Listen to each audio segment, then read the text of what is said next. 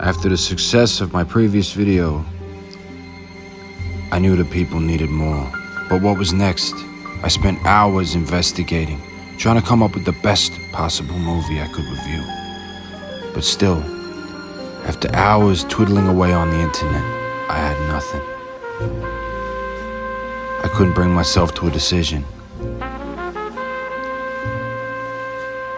So I decided to dig into the archives to see if I could come up with any solutions.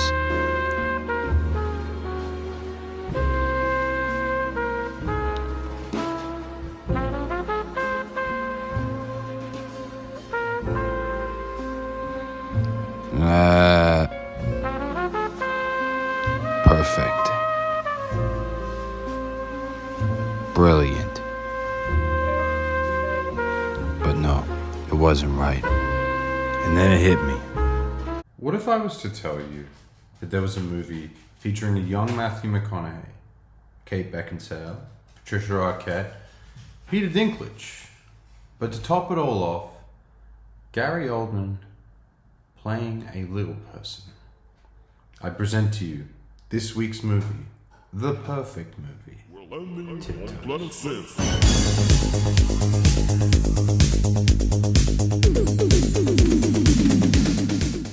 Okay, I'm a bastard. All right, yeah. I'm a motherfucker. I'm a dick too. Yeah, I'm a fuckwad. I'm a fucking fart. I've had to come back. It's now the next day. I've now seen the film.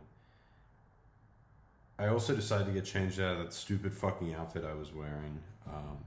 But boy, oh boy, do I have some notes. I sat through the entire thing, taking notes on my phone religiously, and I think I've written about a paragraph. So let's get into it.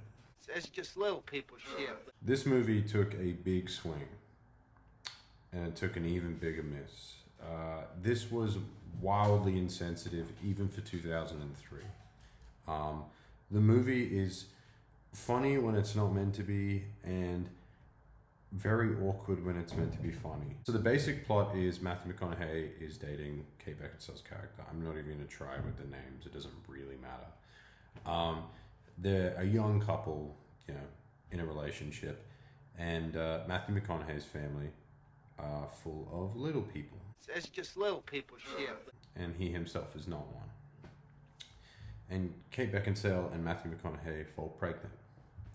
And through the process of her telling him that she's pregnant, she finds out that his entire family is little people. The actual plot of this movie is so fucking bad that I'm not even going to really try to explain it. I think the simple explanation is more than enough.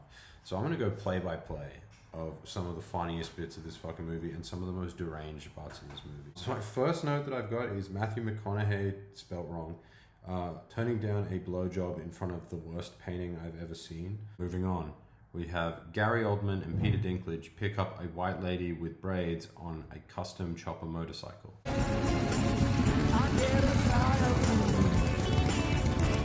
The first time you were introduced to Gary Oldman and Peter Dinklage's characters, they are riding these custom chopper motorbikes through what looks like the desert and pick up this random hitchhiker. The first intersection point of all the main characters of the film is at a family convention, where each year the entirety of the family come together in this big convention hall and all meet. And of course, the majority of the family is little people.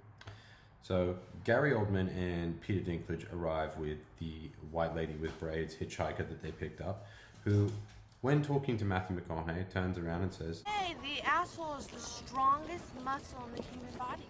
The next note I have here is the face Matthew McConaughey makes when he finds out that she's pregnant. I'll put that in here. Okay, so moving along nicely. After the family convention, Peter Dinklage, Gary Oldman, and this white lady with braids hitchhiker, played by Patricia Arquette, all arrive at this random motel. And when they get up to the room, Gary Oldman goes and takes a shower, and Peter Dinklage and Patricia Arquette's character, the white lady with braids, begin drinking. And Peter Dinklage pulls out what looks like a bottle of lean. I can't put down a cup, can't put down a cup. Which you later find out it is, and pours it in some whiskey. And he has the great quote, imported morphine syrup from France. Okay, the next note I've got is Gary Oldman spends the entire time making little person puns and jokes, in brackets, not a little person. We then get this really bizarre scene where Gary Oldman goes over to what we assume is his ex-girlfriend's house. They begin chatting and they're walking around the apartment, and then in walks the ex-girlfriend's current partner, who is a large Arab man named Idrisi. I want to know now why this man is in your bedroom. Who then proceeds to beat Gary Oldman with a belt. We are nearly 30 minutes into the movie now, and you find out that they are not only brothers, but twin brothers. So Peter Dinklage and the white lady with braids are still at the motel. The next morning, the motel owner comes and knocks on the door and suggests that they have to leave because they've very much overstayed their welcome.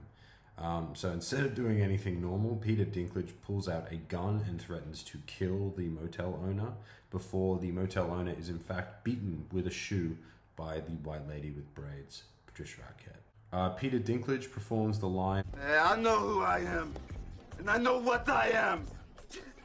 I am a Marxist. They then all go to this party, and Gary Oldman brings his ex-girlfriend along, thinking that things have settled down. And what appears to be about 20 minutes into the party, he notices that his girlfriend is gone. And What's going on? Ralph just caught Sally screwing Jerry Robin Jr.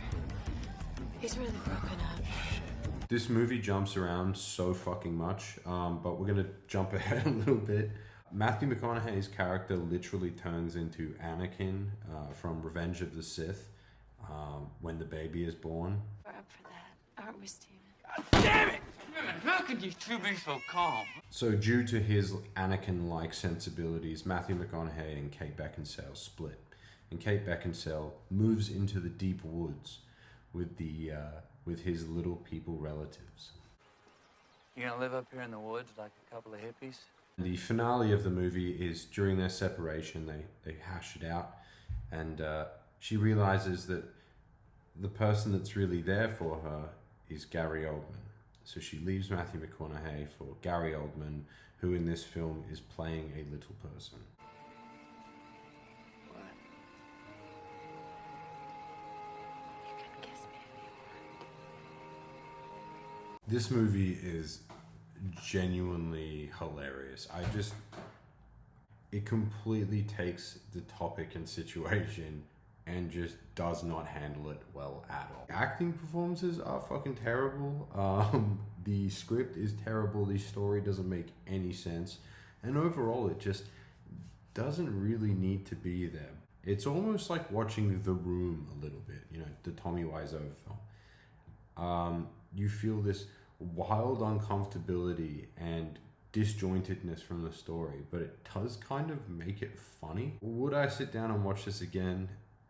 Absolutely. I would love to show someone this for the first time. There it is, folks. My review of the 2003 underdog cinematic gladiator of a film, Tiptoes. It's just little people shit.